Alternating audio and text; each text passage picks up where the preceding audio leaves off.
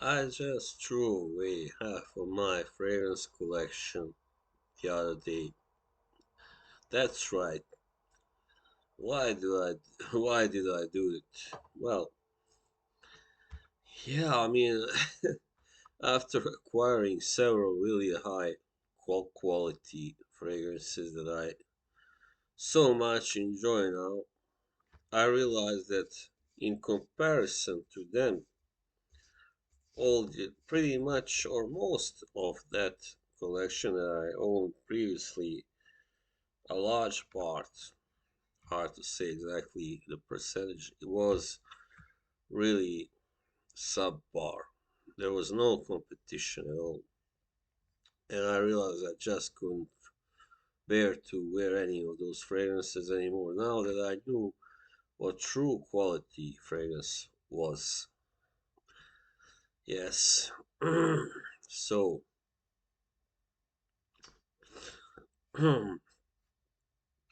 but yeah, of course, they were mostly designer fragrances. A couple of them were just kind of, from clone houses that I got mostly because they were cheap and I wanted to try. One of them was an oud fragrance, and I never got into oud, and that didn't help me either. So, yeah, I'm not saying that I'm completely done with designer fragrances, but I am largely done. I mean, from now on, a designer fragrance will have to be really, really good, like mind blowing, pretty much for its own, standards anyway.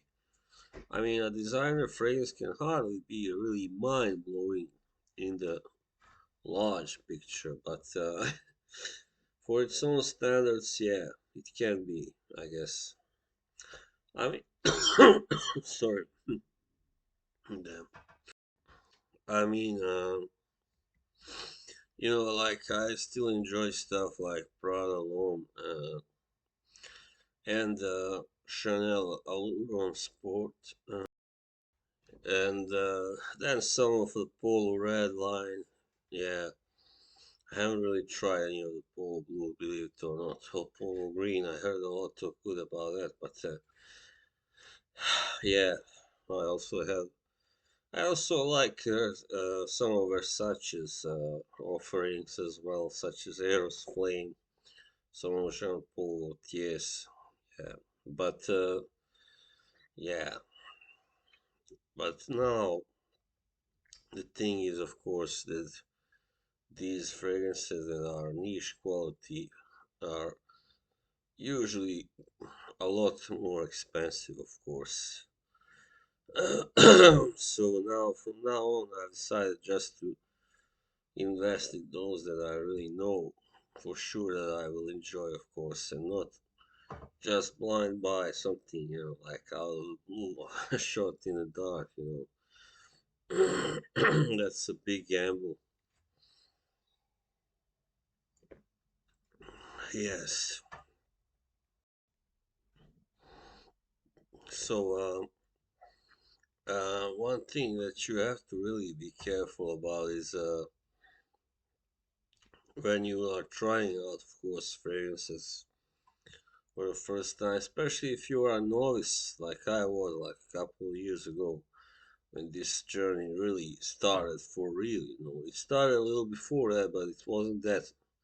I didn't buy that many, fragrances in the first couple of years that I really became hooked.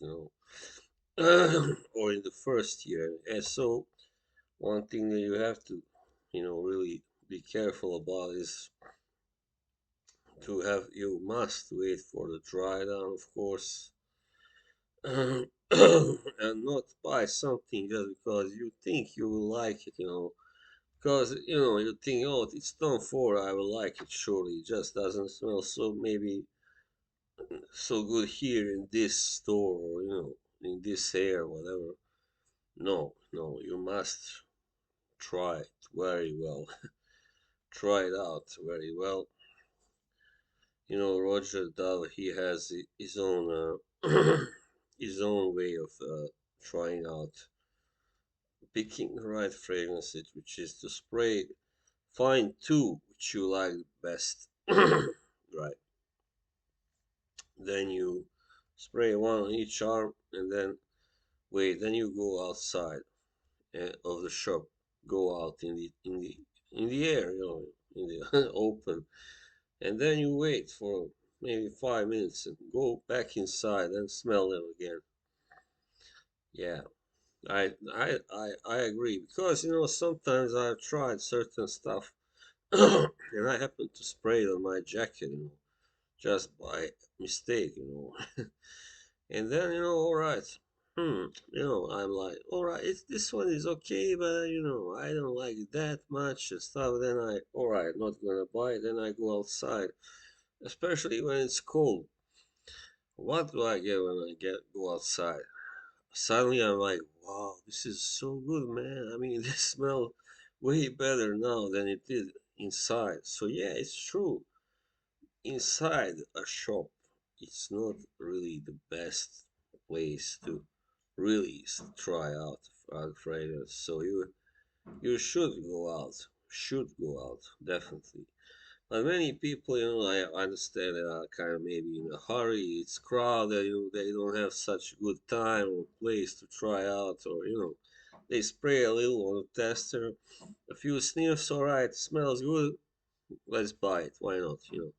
It is, and they go by the brand, of course. It is Versace or Tom Ford or whatever. And then what happens later on? They start using it, and this is another thing that I discovered. This is funny, strange, but it's the way the mind works. You get so excited when you first buy something that everything smells good. Right? I mean, that's what I found out. Almost everything smelled better at first when I just bought it. But then some time goes and you start wearing it, and then suddenly you start feeling, well, you know what? This isn't as good as I thought. It's not as good as it first seemed to be.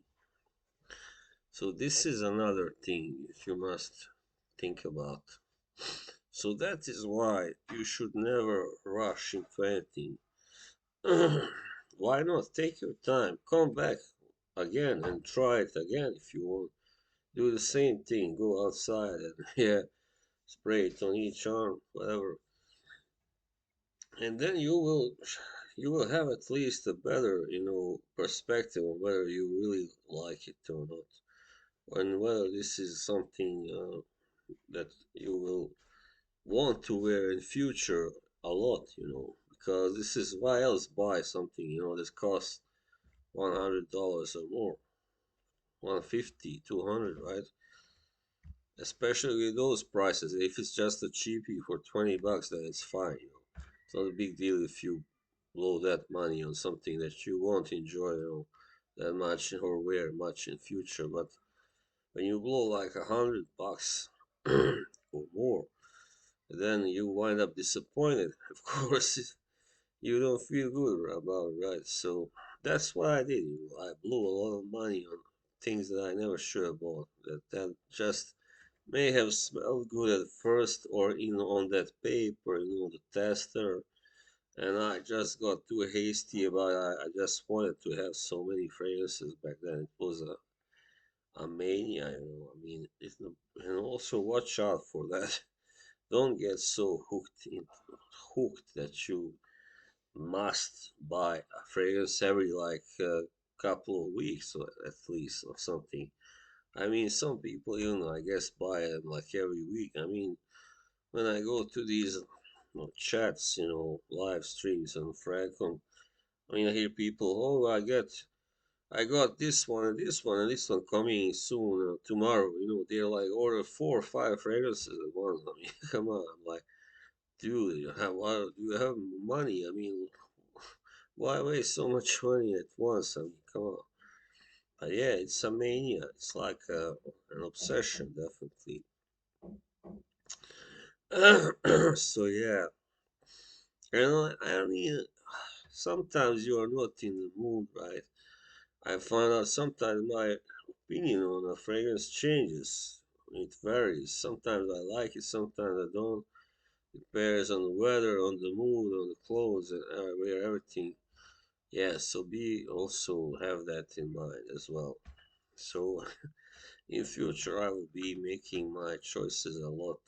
You know, I will be giving it a lot more, thought than I did. Uh, I can say that this year I finally started to learn, but I still did make a couple of mistakes, still, even this year. So you can imagine how many I made like a couple of years ago. Yeah, too many to admit. I mean, I didn't feel it then because I didn't know, but my nose also developed after a while. Then after a while, something that I would have thought that was really good, like a year ago, I now thought was just boring, generic, crap, more or less. So yeah, that's how it goes. Yeah, I just can only wish you luck and hope that you don't, make the same mistakes that I did. And then many others actually make, I think, yeah, also. So this is the thing, the absurd thing about the scent. It can change also quickly. You buy it, it's good for a while, then suddenly it just something happens, a chemical reaction, whatever, and suddenly it's not so good anymore. You wonder what happened, So that's also it's a gamble, Buying fragrances is a gamble, definitely. You don't always win. Sometimes you win, but also sometimes you lose. So yeah, don't over invest in fragrances. I mean, I know people have you know like way too many bottles of fragrances that they 500, 600, 1,000 even. But what can you say? I mean, and when you look at how they are dressed, maybe in their videos, where they live, you see that they blow so much money on fragrances that they can't afford to really dress up, or or even kind of redecorate their own room, or something. Yeah, so that's all I have to say. I wanted to say about this. All right, take it easy. Bye.